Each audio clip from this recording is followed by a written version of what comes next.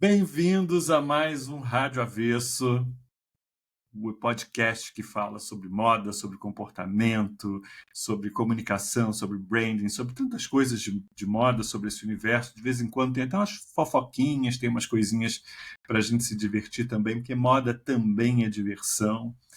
E eu estou aqui com a minha co-host, Isabela Tedesco. lindeza da Isabela Tedesco, que é a minha guru do vinho. Já fica a dica aí para todo mundo. Isabela sabe tudo de vinho, gente. A gente estava fofocando aqui. Depois que eu conheci a Isabela, eu aprendi que eu não sei tomar vinho. Eu sou só um pinguço mesmo. Eu amo. E só para lembrar, curtam, comentem, compartilhem. Manda esse episódio e os outros episódios para alguém que você conhece, que trabalha com moda, que talvez vá fazer sentido para essa pessoa. Então mandem, compartilhem, ajuda a gente. Isa, É bom lembrar que a gente faz realmente de coração, né? A gente faz na raça, acha um tempinho aqui. Esse episódio a gente tá gravando no final de tarde de um sábado, por exemplo, para encaixar as agendas. A gente faz porque a gente acredita mesmo e faz de coração aberto, assim, né?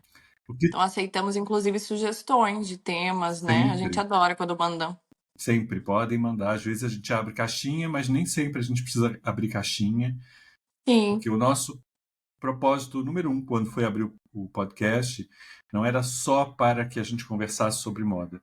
Era para que a gente, de alguma forma, pudesse fortalecer o mercado de moda, trazendo discussões que pudessem ser relevantes, principalmente para quem empreende no negócio da moda. Ou estuda, Exatamente. ou nem, enfim, pessoas que estão interessadas nesse lugar. E o que trazemos hoje, Isa? Hoje vamos falar sobre um tema que eu acho que aí após a semana de alta costura, a gente vem observando como todos os desfiles acontecem numa velocidade muito rápida, como o nosso mercado está saturado. A gente já trouxe temas que abordaram de alguma forma sobre isso, mas hoje nós vamos falar sobre incômodo. Em que sentido? E se a moda brasileira não fosse feita para agradar? E aí, de onde que a gente tira isso e coloca a moda brasileira nesse lugar? Por que a moda brasileira? Porque eu acho que para a gente, enquanto um país muito jovem, ainda adquirindo a própria cultura, aprendendo a valorizar as próprias raízes, a gente acaba olhando muito para fora e acaba tentando fazer algo para pertencer. E, além de tudo, a gente está vivendo tempos de incerteza muito grande no planeta que se refletem diretamente com a moda, com as tendências de comportamento e consumo. E as marcas têm sentido essa pressão muito grande para vender. A gente vê a famosa dança das cadeiras, dos diretores criativos.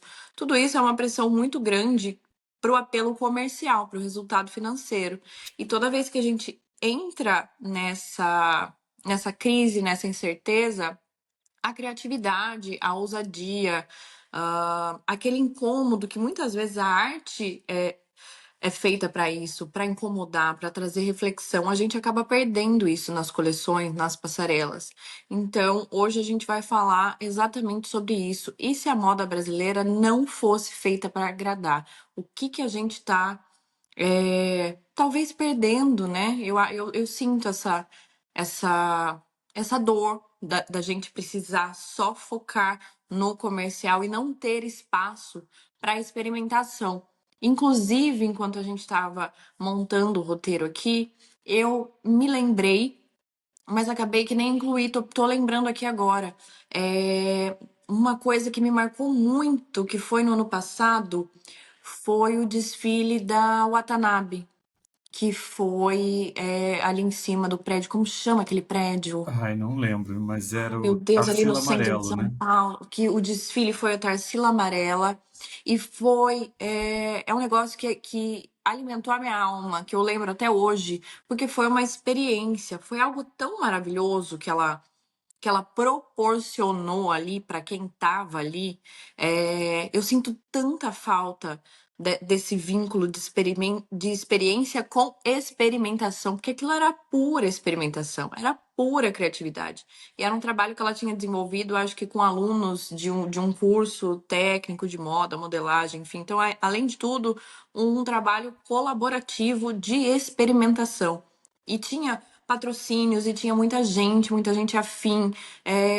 Mas foi assim, maravilhoso, maravilhoso. E aí chega a pessoa e fala assim, mas onde que vai usar isso daí? Mas como é que vai vender isso daí? Mas a gente esquece que a moda, ela vem também para alimentar, para incomodar, para experimentar, para gerar o novo. E o novo sempre causa incômodo. Concordas? Total, total. Acho que a gente. Ai, eu acho que a gente foi perdendo. Eu não sei nem se já teve um espaço para isso, tá? Porque eu acho que sempre é um espaço menor mesmo. Mas eu acho que principalmente com a ascensão da internet, blogueiras, o look do dia, a fórmula perfeita, acho que as pessoas ficaram com mais medo de experimentar, porque já existia uma fórmula. E aí, errar é um lugar onde as pessoas não querem estar. E isso obriga as marcas que se veem muito mais como negócio, eu acho que não só também as blogueiras, coitadas, mas a própria profissionalização do mercado, né? Assim, se no passado nós tínhamos marcas começando e tentando se desenvolver, hoje a gente já tem um mercado brasileiro muito mais maduro, depois com a abertura internacional, com os próprios grupos se formando aqui dentro. Então está cada vez mais difícil para ganhar espaço e notoriedade se você é novo. E aí você vai para o lugar onde é mais seguro. Só que o lugar seguro também não muda. É como se a moda não conseguisse se renovar por conta da gente estar sempre repetindo coisas. E essas pessoas que têm coragem de ousar, de trazer o estranho, de flertar de alguma forma com a arte, de pensar novas formas, essas pessoas são as que são responsáveis por a gente entender, por a gente usar determinadas coisas muitos anos depois, sabe? Ainda que a Isso. gente não use aquelas coisas daquela forma. Não Mas, use, talvez não entenda, não compreenda, né? exato. Eu vi agora, nessa semana de alta costura, o Glenn Martens estreou na Maison Margiela, e de alta costura, e o desfile causa um estranhamento tremendo, né? Porque ele buscou muitas referências do Margiela, daquela coisa de todos os modelos com a máscara no Sim. rosto, porque tinha ali nos anos 90 as super top models, que era Kate Moss, Naomi, enfim. E aí ele não queria que as super top models fossem mais importantes do que a obra dele, então os modelos estavam sempre de cara tapada, porque a roupa tinha que chamar a atenção. E aí agora no Glenn Martens a gente vê um monte de coisa assim de plástico, tecido reciclado, novas formas, novas silhuetas, novas maneiras que são estranhíssimas, mas que provavelmente, assim como a obra do Margiela, ao longo da história, ela vai sendo absorvida e vai trazendo inovações. Então esses inovadores, e aí a gente está falando de uma grande grife desfilando em Paris Alta com costura, muito mais né? dinheiro, né? Então eu fico imaginando aqui no Brasil como é que é difícil para os nossos criativos que são responsáveis pelas mudanças que vão acontecer na moda brasileira, do quanto é difícil para eles, porque conseguir o patrocínio, conseguir vender, conseguir mercado é muito difícil, porque a primeira coisa que a gente vai escutar de uma boa parte do público é a frase que você trouxe, né? Mas como é que usa isso? As Uhum. pessoas não conseguem entender além daquilo. Quem é que vai usar isso, né? Eu Exato. escuto muito isso quando as pessoas batem o olho numa passarela, como a gente, enquanto talvez público geral mesmo, quanto a gente ainda é analfabeto em moda mesmo, em imagem, em estética. A gente sempre briga que a crise é estética, porque as pessoas não conseguem olhar as camadas daquilo que está sendo apresentado. É uma visão muito superficial, esbarra numa coisa que ela não se aprofunda. E uma imagem de moda, ela pode trazer muita coisa envolvida. Ela conta histórias, né? Ela tem todo processo criativo. Eu acho que é isso que eu sinto esse desgaste por conta das dificuldades que a gente tem, principalmente aqui no Brasil, de fazer acontecer, de fazer as pessoas quererem botar dinheiro no nosso negócio, no nosso projeto, acreditarem na nossa ideia, né?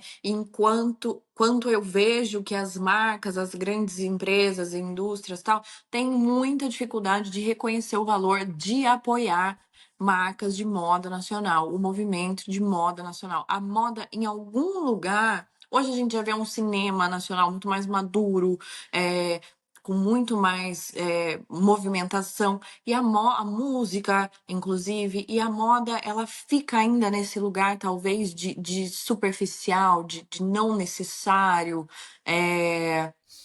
Eu quero muito que a moda nacional, a gente já viveu, né, há uns 20 anos atrás, um período bacana, que deu uma aquecida, que a gente tinha nomes muito bacanas que acompanhavam e acabaram desaparecendo. Mas eu espero muito que a moda venha para esse lugar da arte nesse sentido, de caminhar junto com o cinema nacional, com a música nacional, dos nossos artistas poderem experimentar, porque eu acho que daí que surgem os novos movimentos de tendência e consumo, e hoje a gente está muito em falta nisso, muito em falta. A gente tem a Casa de Criadores, né, em São Paulo, mas mesmo assim, a casa é um espaço de experimentação. Já vivi experiências incríveis na casa. Sempre que posso, vou. Amo ser convidada para os desfiles. Porém, a casa mesmo tem uma visibilidade muito pequena em nível nacional. E assim, o desfile ele precisa devolver alguma coisa, né? Isso precisa virar alguma coisa. Ele precisa que seja assunto, que seja reflexão numa roda de conversa, que você lembre daquilo. E aí, como que as pessoas vão falar sobre isso, como isso vai reverberar se nem chegou até elas. Eu acho que isso é muito. A comunicação de moda ainda é um lugar muito complicado para o Brasil e a gente fica muito no eixo Rio-São Paulo, né? E assim, quantas pessoas, quantas mentes brilhantes, quantos talentos não conseguem nem chegar porque não estão aqui nesse eixo. Então, assim, a gente é um país continental. É triste, assim. Eu realmente espero que a moda volte, tanto de faculdade de moda. Eu, quando era adolescente, tinha muito isso. O que você quer fazer? Quero fazer moda, quero fazer moda. Quero fazer moda, sabe? Que delícia! Nossa, que gostoso, que energia circula, né? Moda, nossa, que negócio incrível. Hoje eu vejo as pessoas, mas vai fazer moda, mas vai trabalhar onde? Mas é mercado de luxo, mercado de luxo. Moda é muito mais, né? Eu vejo dessa forma muito mais. Agora, deixa eu te fazer, eu tô falando aqui sem parar, parecendo uma maritaca, mas você falou um negócio. Você falou a era das top models, que foram os anos 2000. Elas eram todas top model e Gisele era a única Uber model. Você sabe disso, né? Como é Sim. que é isso? Eu tô na dúvida, É, fiquei na dúvida aqui te ouvindo. é porque assim, a gente teve essas super top models ali, Naomi, Christie, Kate Moss, enfim, né? Essa primeira geração ali dos anos 90, elas elas tinham até aquela frase clássica lá acho que da Linda Evangelista, que eu não saio da cama por menos de $10.000, uma coisa assim. Pronto, aham. Mas aí houve uma saturação delas. Então, depois de um tempo ali, bem no final dos anos 90, as pessoas já não estavam tão mais ligadas nela, e aí existia esse movimento anti-supermodelo. Mas, e a gente tinha aquela estética também da heroína chique, que foi a Kate Moss, a grande estrela, e ali no final dos anos 90 vem Gisele. E Gisele vem com um jeito muito diferente, porque ela, em teoria, ela era desengonçada, né? Peitão, curvas, narigão. Ela era a esquisita do rolê, mas muito mais sexy. E a Gisele, sozinha, criou de novo o movimento das super top models. Então, quando a Gisele era a super top model, as pessoas entenderam que a Gisele era que ela, assim, o tempo das outras já tinha passado, mais ou menos, né? Elas continuavam sendo Uhum. importantes, mas é como se o tempo delas tivesse passado um pouquinho, elas não estavam mais no auge. E se por um tempo a moda decidiu que não tinha mais espaço para supermodelos que brilhavam mais que as marcas, a Gisele mesmo sozinha conseguiu reverter tudo isso. Então, durante aquela época, tinha um economista inglês que fez um gráfico Gisele, que ali em 2008, eu acho, quando teve aquela... Nunca ouvi falar É disso. porque teve aquela crise global em 2008, não sei o quê, Tá. e que as marcas que tinham Gisele é, estavam mantiveram e até cresceram em relação a marcas que não tinham Gisele. Então Entendi. criou-se, e essa palavra Uber, né, ela vem do alemão nesse sentido de super, de além. E aí a Gisele era a única modelo, é como se ela tivesse uma categoria à parte. Existia Transcendia a coisa isso. toda da profissão. Ela não era só uma top model, ela estava além das top models, porque ela sozinha recriou todo esse movimento de supermodelos.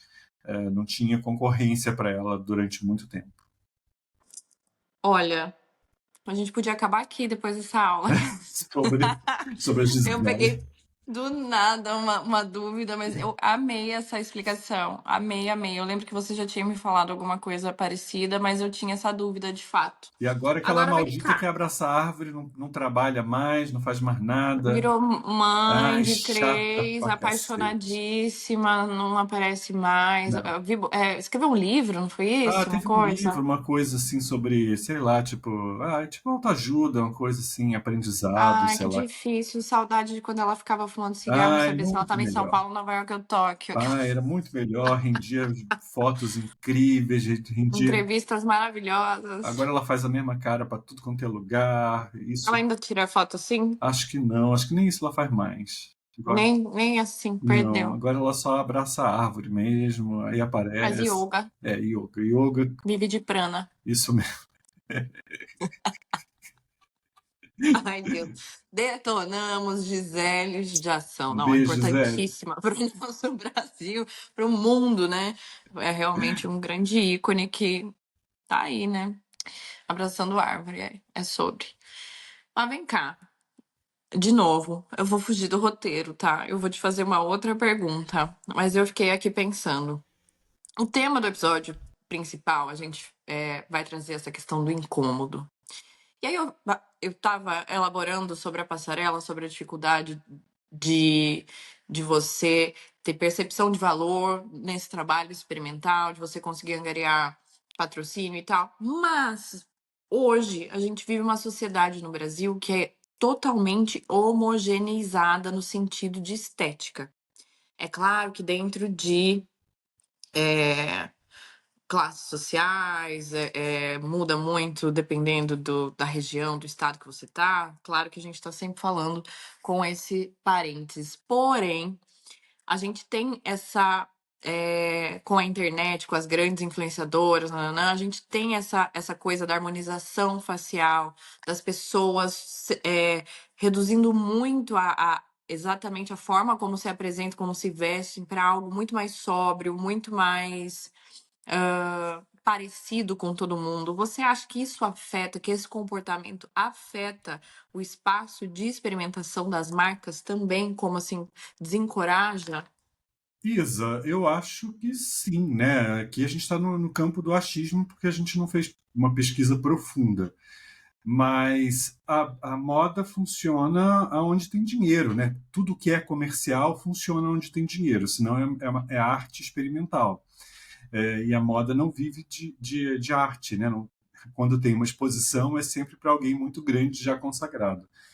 E aí essa quase que uma ditadura do bom gosto, do que é certo, do que é errado, do que é lindo, do estético, do feed perfeito, sem dúvida nenhuma. Se a gente olhar hoje, a gente vê que há uma quase homogeneização do estilo, inclusive quando a gente vai para o interior, para as cidades, as pessoas estão meio que se vestindo igual. É claro né, a gente não está falando que é todo mundo igual, mas que existe ali um movimento para que as pessoas meio que se conectem.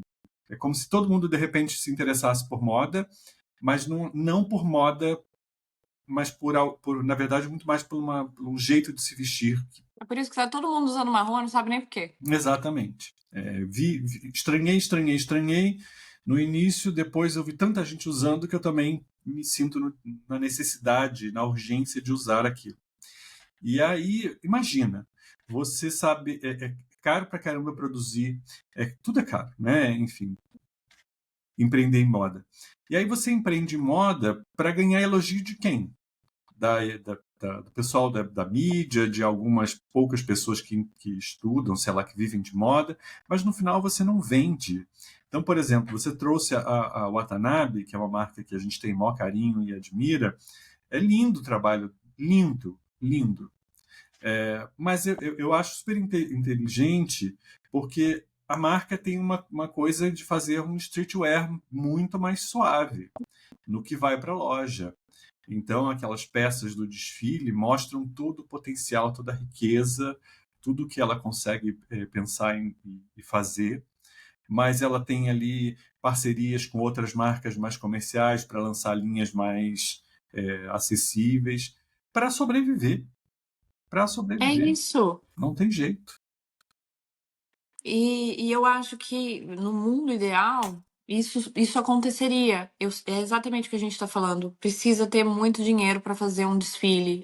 É muito caro e muito cansativo para esses criativos, além de ter que organizar tudo, né? Às vezes sem equipe, né? Contando com a ajuda de amigos e tal, organizar esses desfiles e ainda ter que reverter isso em venda. Então a gente sabe que é difícil, mas no mundo ideal, para mim, esses desfiles eles seriam grandes experiências, experimentações que levariam ao conceito da roupa que a marca vai vender ali também para um dia a dia de uma forma mais comercial, mas dentro da identidade dessa experimentação de um desfile. Isso para mim seria um mundo ideal, sabe? Porque você se alimenta daquilo. Não é. Eu tenho uma tristeza profunda quando eu vejo um desfile que parece um showroom. Isso para mim é uma uma tristeza, uma tristeza. E cada vez mais a gente vê o aumento disso, que reflete essa incerteza de mercado. Mas aí a gente vê que existem resistências de criadores que simplesmente eu gostaria que se multiplicassem, assim, porque fazem toda a diferença na nossa história. Como Valério Araújo, pernambucano, que se mudou para São Paulo há bons anos, mora no Copan, no centro de São Paulo, e sempre trouxe essa estética da beleza com o exagero, com o incômodo, sempre trazendo questões políticas, sempre escancarando, usando o espaço da passarela para incomodar e escancarar questões que a sociedade faz muita força para não ver. Então ele usa esse espaço através de roupas, bordados belíssimos, mas sempre tem algum incômodo ali que ele deixa de reflexão. E eu acho que isso é o que uma das coisas que mais me encantam na moda, esse poder de você usar o belo, é a estética da beleza exagerada, assim, é de você transbordar alguma coisa, sabe? E isso tem um valor emocional tão grande para a gente construir narrativas, né? Para a gente construir repertório de moda.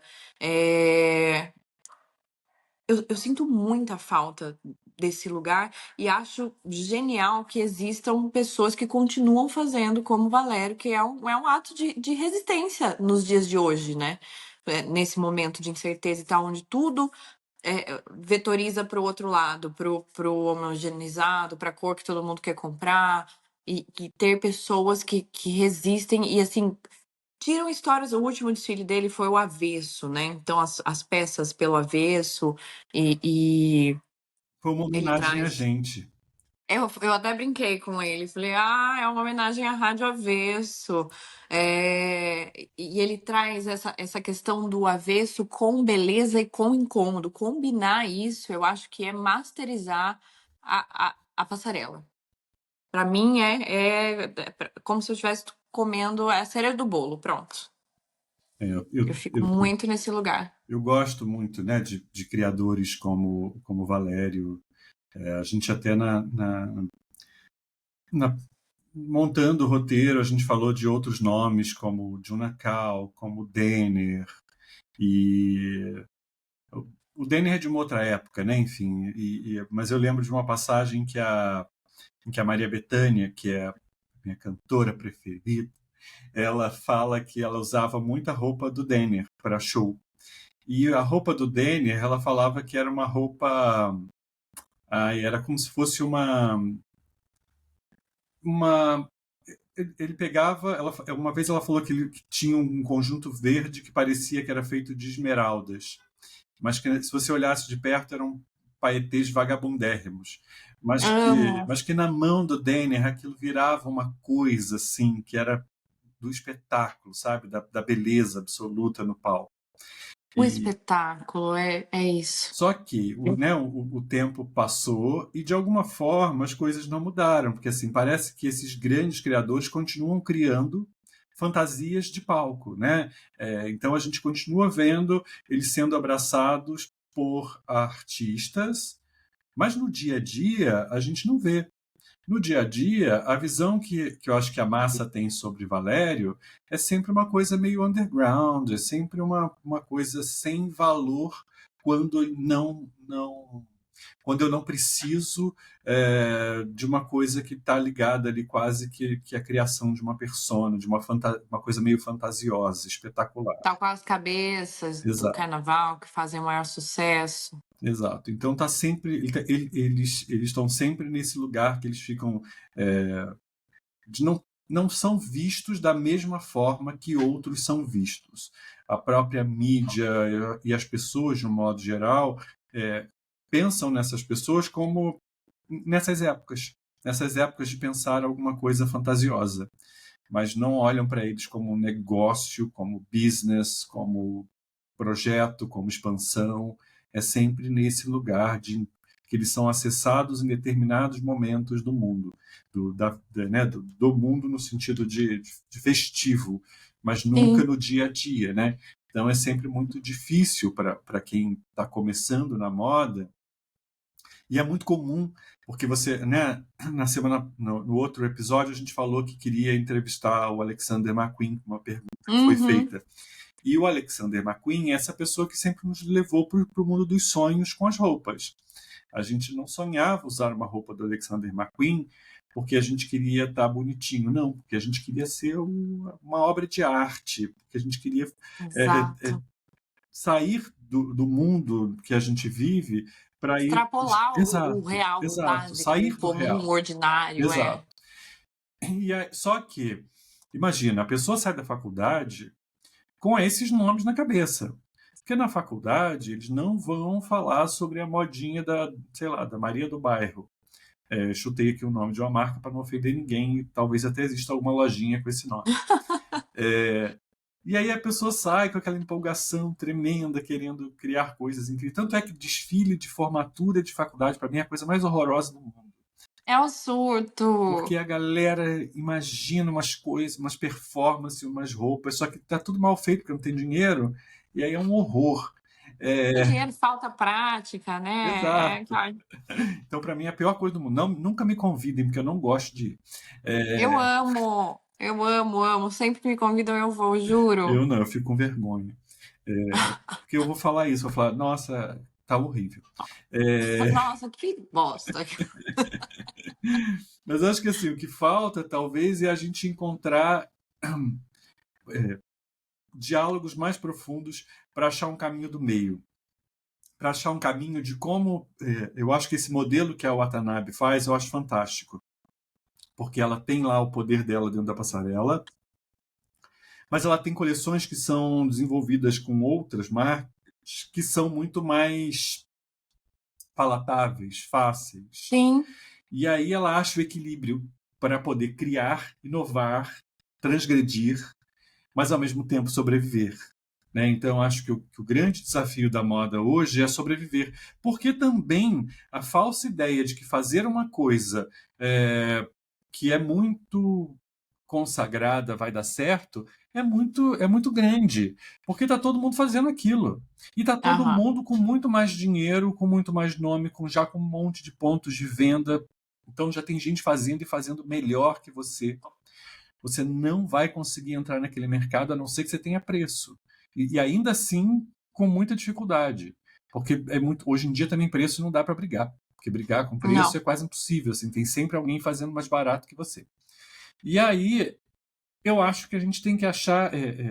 Eu acho que o que falta na moda são essas discussões sérias, envolvendo aí todo mundo lá, sei lá, a BIT, a PEX, a Sebrae, Firjan, Fiesp, sei lá, todo mundo que está envolvido, poderia ser muito mais bem trabalhado, né? para a gente Muito entender, mais. cara, porque isso é valor, é riqueza. E é riqueza que vende com potencial de venda. E, ao mesmo tempo, potencial de venda que não vem sendo explorado. E aí o que a gente vê é um mar de marcas fazendo tudo mais ou menos igual em nome desse bom gosto que é um horror. E aí a gente vai vendo todo mundo vestido igual. Eu às vezes sigo algumas pessoas. Algumas eu gosto muito, outras nem tanto, não da pessoa em si, mas do conteúdo. Mas sobre Sim, essa coisa de estilo, né? tô pensando nisso. De construção de estilo. E aí eu vejo as dicas, elas são todas iguais, assim, o homem tem que usar uma calça assim, um sapato assim, uma roupa assim, de preferência. Como se você tivesse uma roupa para estar bem vestido, independente da sua identidade, de onde você Exato, nasceu, de onde você exato. está localizado. Não faz sentido nenhum. E a gente precisa ainda lembrar que o Brasil hoje, ele encaretou pra caramba, né? Ele tá muito mais conservador no geral. Então isso se reflete na moda, no consumo. A gente tem hoje uma população muito mais conservadora do que alguns anos atrás. Então, assim, e existe um exército de pessoas ditando regras e muita gente que não tem noção nenhuma e não tem.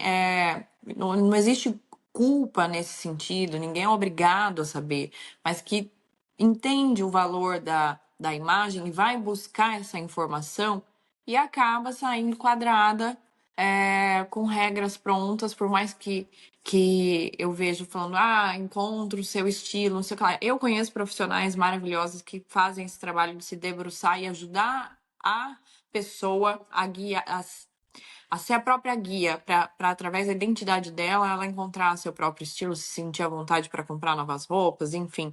Mas tudo isso se reflete no panorama que a gente está vivendo hoje no Brasil, no mundo. Então, assim, esse modelo de negócio que a gente falou aqui, e olha que nem estava no roteiro, hein, da Watanabe, eu acho que é um grande case de sucesso nesse sentido, para que a gente possa realmente extravasar essa moda, incomodar. Ah, eu acho que o incômodo aí, para mim, tá muito linkado ao experimental, né? A pessoa talvez não entendi, não sei, não é aquela coisa pronta.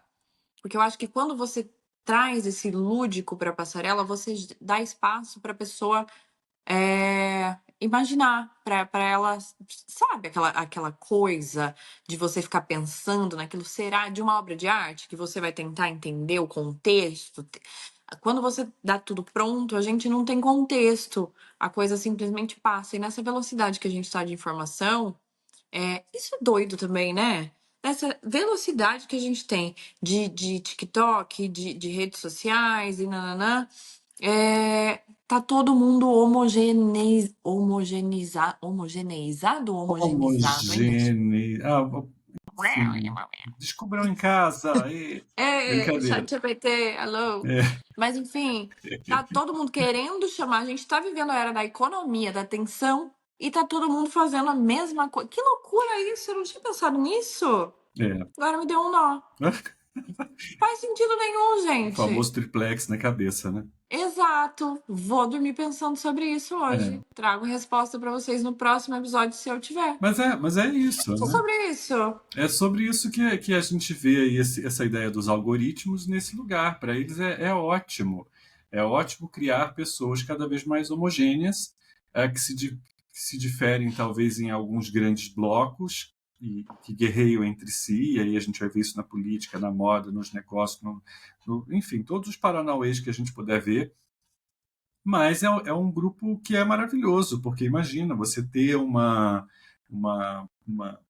todo mundo querendo consumir o mesmo. Isso para a inteligência artificial vai ser maravilhoso, para os sites vai ser maravilhoso, né, para o Que coisa e-commerce. horrorosa!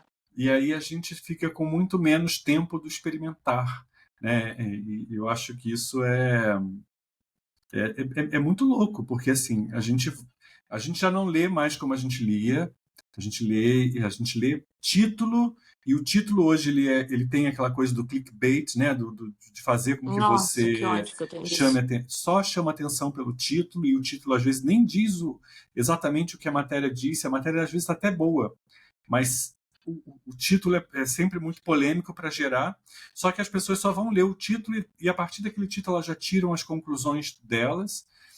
Então a gente já está criando uma sociedade muito mais emburrecida em todos os sentidos. Rasa mesmo, não? O que é?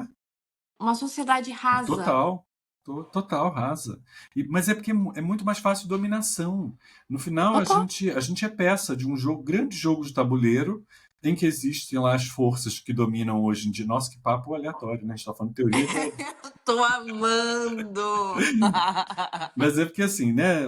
Hoje nós temos aí algumas forças que são política e econômica. São as grandes forças, talvez a econômica maior, que dominam o nosso planeta. A gente não faz ideia do tamanho do quanto as empresas dominam os meios de comunicação, os políticos, enfim, tudo é feito para agradar um determinado grupo de pessoas que lucram. Não por acaso, os superbilionários do mundo inteiro são os que mais lucraram nas últimas décadas. Eles continuam enriquecendo absurdamente, porque tudo é feito para eles, né? E, e a gente é massa de manipulação o tempo inteiro.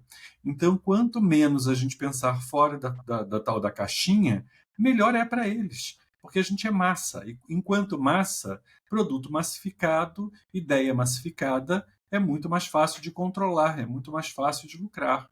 E nesse jogo da moda, não é diferente. Se a gente olhar hoje para as principais marcas que dominam, e eu não vou falar Brasil, não, mundo que eu digo no sentido de quantidade. São marcas que fazem produto de massa, não tem jeito, assim, é produto, produto, produto, produto, fácil, simples, não é difícil de usar, porque as pessoas estão num caminho. Eu brinco com essa onda de marrom, ou com os cinzas lá da dona Sasha, porque imagina, é como se todo mundo de repente ficasse um pouco uniformizado. É, Sim.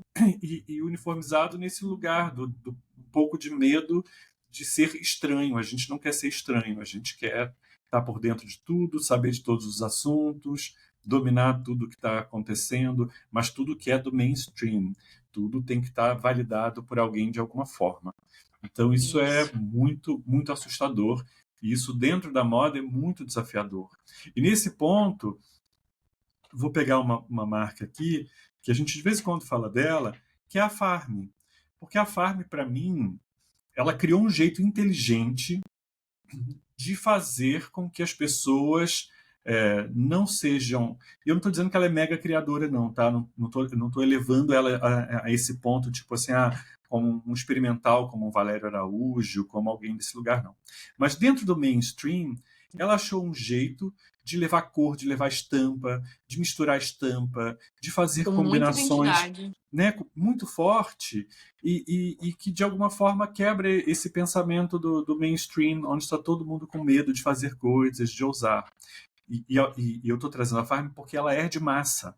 Ela não fica nesse lugar meio underground, meio escondidinho no canto. Ela está fazendo para muitas e muitas pessoas. E aí, de alguma forma, ela faz com que as pessoas não fiquem nesse lugar massificado e tudo mais. E ela faz isso de forma, para mim, muito brilhante, que é através de cor e de estampa. Não é de modelagem. A modelagem é a mesma que você vai encontrar em diversos outros lugares. É o shape, né? Enfim, é a calça X, é o vestido Y e tal. mas de alguma forma existe ali uma certa resistência e que ela não é uma resistência chocante, ela é uma resistência que vai pela alegria, pelo excesso de Uhum. beleza. Então ela nem parece resistência.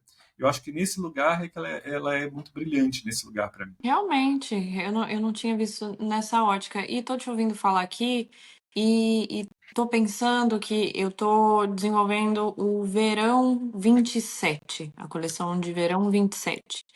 E aí o WGSN, dessa vez, ele sempre apresenta, antigamente eram 4 temas da coleção principais, né? E há uns anos já são 3 temas.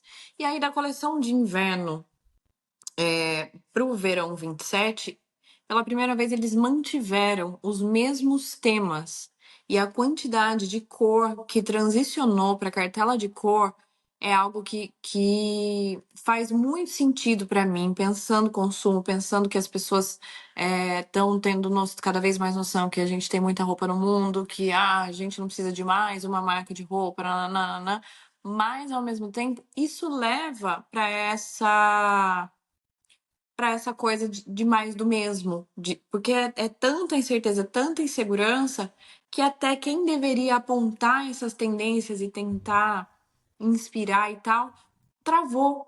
A gente está vivendo esse momento de insegurança. Então, assim, eu acho que esse episódio a gente falou de sonhos, de uma utopia, do que a gente gostaria, porque a nossa realidade é bem diversa desse espaço para incomodar, para extravasar, não é mesmo? E eu acho que aí o mais fica de mais importante, principalmente para as marcas, é que não tenham medo de ousar. Você não precisa ser Valério Araújo, no sentido mais né, fantasioso, Ousado da palavra. e fantasioso no melhor dos sentidos, né? Porque é muito rico em detalhes. Hum, Aquilo ali para mim é tipo alta costura, né? É porque a gente não pode exato. chamar alta costura no Brasil. Mas é do que a gente tem de mais próximo É. desses A gente só trabalhos. não pode usar o nome, né? Porque a gente, Exato. fora isso, é a mesma coisa. É, mas não tenho medo de ousar, porque esses dias eu li uma frase do Nizam, e eu não vou lembrar a frase, mas é que ele falou lá: se está todo mundo indo para um determinado lugar, você precisa ir para o outro. Então, não, assim, e com responsabilidade, né? O que eu quero dizer. Não sei exatamente qual foi a frase dele, mas era esse o sentido. Então, tipo, tenham coragem de não seguir todo mundo. Porque em algum momento vai ter tanta gente nesse lugar que não vai caber todo mundo e não vai dar para todo mundo. A gente sabe como funciona a longo prazo, né? Exato. A Então, corda arrebenta. você pode até ir, mas vá um pouco, vá menos, vá onde é mais comercial para você se manter, para você não se perder no caminho. Mas tenha coragem de criar um caminho um pouquinho inverso, diferente, para mostrar de quem você é, do que você é capaz, do quanto De você. encantar, né? Exato, exato. Né? Eu posso vender só camiseta preta, mas eu preciso ter umas coisas diferentes, porque eu preciso fazer com que as pessoas sonhem, se encantem e se apaixonem pela minha Isso. marca e pela minha história. Então eu não tenho medo de ousar. Ousar com responsabilidade. Estou parecendo o pessoal do jogo do Tigrinho. Mas né, ousar com uma certa. Sem ser tipo aluno recém-formado de faculdade, mas ter uma ousadia, entender quem é a sua marca no meio desse monte de milhão fazendo um monte das mesmas coisas, porque sempre haverá espaço, sempre vai ter alguém olhando para o novo sempre é o que atrai, isso é moda, a moda é feita do novo, o novo talvez não seja entendido pela massa no primeiro momento, mas em algum momento aquilo chega e pega e as pessoas compreendem. Como Vide. foi o marrom que tanto incomodou quando Exato. começou a ser construída essa estética de desejo em cima do marrom, né? Esse é o ciclo.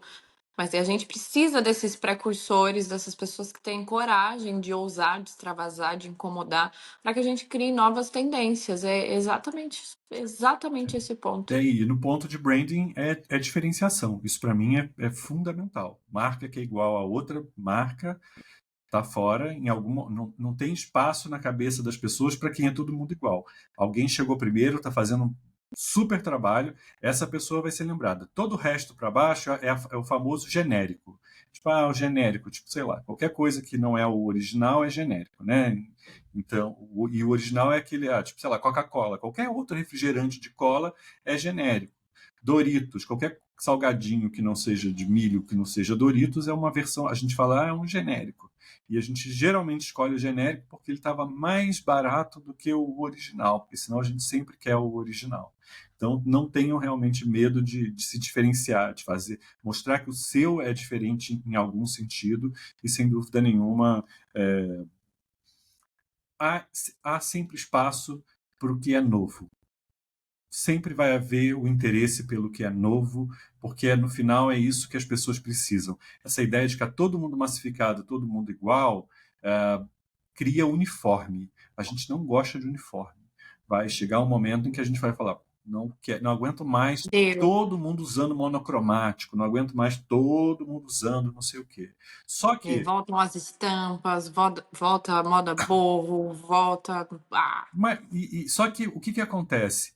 Geralmente, quem volta primeiro são os gigantescos, porque eles têm grana e estão pesquisando o futuro há muito tempo. E aí exatamente. você que estava ali, só seguindo, você que está sempre seguindo alguém, você está muito perdido, porque você nunca é escolha de ninguém, você é sempre um seguidor da tendência. Então você vai estar sempre num lugar raso. Isso serve para marcas, para pessoas, para carreira, como um todo. Procure onde você é diferente, naquilo que você sabe fazer. Criar repertório e criar a própria identidade e opinião. Hoje a gente tem muita dificuldade de construir opinião com embasamento, porque é tudo tão rápido. Então a gente é mais fácil seguir o outro, né? Se tá todo mundo aqui, quer dizer que isso aqui tá certo. Eu acho que no fim de tudo a gente precisa voltar a pensar, não é mesmo? Exato, Voltar a ler, a conversar, a buscar essa inspiração em outros lugares e ter essa coragem de botar para fora isso de alguma forma, sabe? exato. É óbvio que a gente não tá falando para todo mundo jogar tudo pro Não, alto e fazer. Não, não é sobre isso, é sobre esse lugar de encantamento e a gente entende que não é para todo mundo, existem vários modelos de negócio. Mas enquanto pessoas, consumidores, a gente vai sempre, sempre buscar o encantamento. O sonho, a gente precisa sonhar. Isso exato, também gera desejo. exato. Acho que é exatamente aí. É sonho. Moda é sonho, moda é desejo. Quando ela não é isso, ela é commodity. É isso. E é isso, né? Ó, tô até suspirando aqui.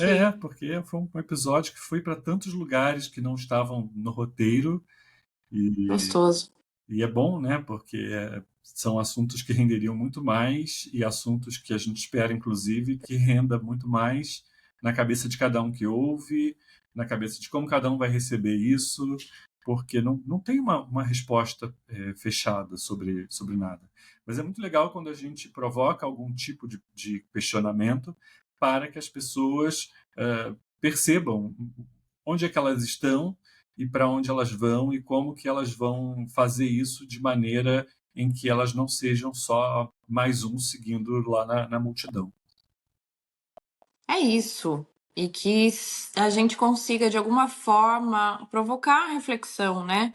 Fazer quem está ouvindo a gente realmente se questionar sobre isso e criar novos pensamentos ao entorno dessa temática. A gente precisa, sim, olhar, parar para pensar e ter coragem também de pensar. Eu acho que é isso. Eu acho que se a gente conseguir colocar uma caixinha de um ponto de interrogação, chamar atenção para que as pessoas parem para pensar sobre isso, já vai ser um grande feito para a gente aqui nesse episódio, né? Perfeito.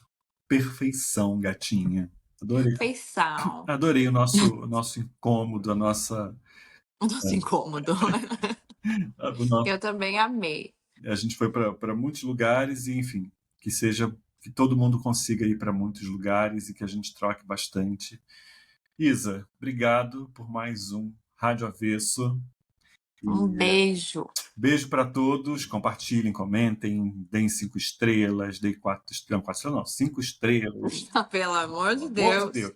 Mandem para quem vocês quiserem e mandem sempre mensagens para a gente, tanto aqui quanto no Instagram, Fábio Monerá ou Tedesco Isabela. que a gente vai continuar aqui falando e, de repente, trazendo mais conteúdos também em colaboração com vocês, que isso para a gente é sempre muito rico e muito importante. Um É isso. beijo. Beijo.